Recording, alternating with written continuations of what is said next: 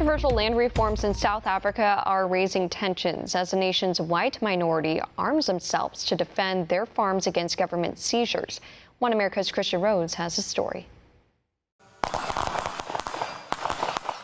White South Africans are arming themselves to defend their properties in the wake of the land reform advanced by the black majority government of African National Congress, or ANC. This comes amid a tidal wave of farm murders aimed against white landowners in the Rainbow Nation, and Afrikaners claim the government's inaction on violent crime and the planned expropriations fall in line with the ANC's far-left policies of white genocide. When you leave home, you can feel the animosity. It's like if you walk down a street, you can feel it's like your skin color depicts who you are, not your soul. This comes as the ANC is seeking to seize Afrikaner properties in both rural and urban areas. Most recently, ANC leaders, including South Africa's President Cyril Ramaphosa, reaffirmed their commitments to the land and property expropriations at a so-called land summit in Boksburg, Gauteng. The upcoming reform is simple. If you are white in South Africa and you own land, a farm or a city home, the government will take it away with no compensation for the sake of greater social justice. Without the redistribution of land, we will not be able to build a united South Africa. Without the recognition of the property rights of all our people, we will not overcome inequality. Meantime, South Africa's streets are mired in violent clashes between the police and the country's black majority, who demand the land expropriation reform advance faster.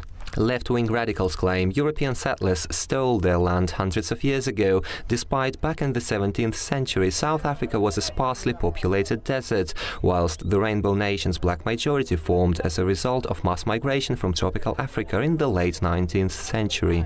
The main thing is the place is very populated.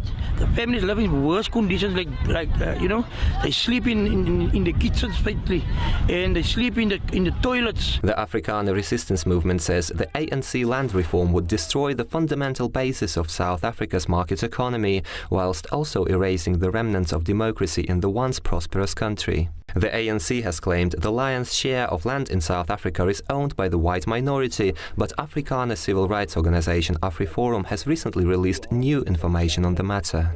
According to AfriForum, 24% of South African land is owned by the government, while an additional 34.5% of South African land is owned by black people. This renders the ANC's claims of 70 to 80% white land ownership invalid, and also disproves the claims the black majority is lacking agricultural lands, as up to 70% of land claims currently filed with the government pertain to land in urban areas. There are three main reasons or three main methods in which white people acquired land in South Africa. The first was that there were, in fact, empty pieces of land in South Africa, and this is not supposed to be a controversial fact. The second was negotiations and treaties, and this is also not supposed to be a controversial fact. And the third way, which is the most controversial, is the way the acquiring land by way of conquest. And that is something that has happened. It was also common practice among black tribes in South Africa at the time. This partially explains the ANC's most recent efforts to include urban land in the expropriations bill. Meantime, international investors point out the ANC's land reform could undermine South Africa's fragile economy, as according to a land bank study, more than 90% of farms redistributed since the fall of apartheid in 1994 failed and turned into squatter camps or subsistence farms. Investors also say a political attack on property rights would deal a massive blow to South Africa's investment appeal.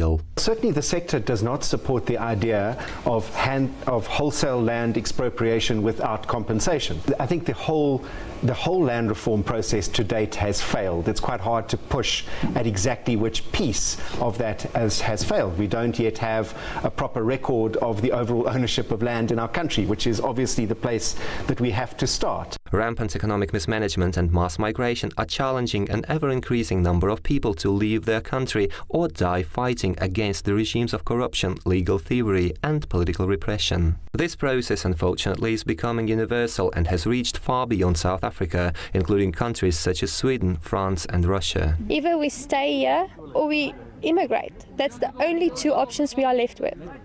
So you think your choices, are to leave the country or perhaps literally to stay and fight? Yes. kill or be killed. Yes. The looming escalation of violence in South Africa is bringing the Rainbow Nation closer to a full-scale civil war over the nation's economic demise of the past 20 years, which has been racialized and politicized by the far-left ANC leadership. This, however, doesn't mean the farm murders and attempts to dispossess Afrikaners of their property will remain unanswered, as the number of Afrikaner commando training camps is growing exponentially in the face of the ANC tyranny. You can't leave this place, really. Sorry. Christian Rose, One American News. We can use your help. Call your cable provider and kindly demand that One American News is added to your lineup. Call today.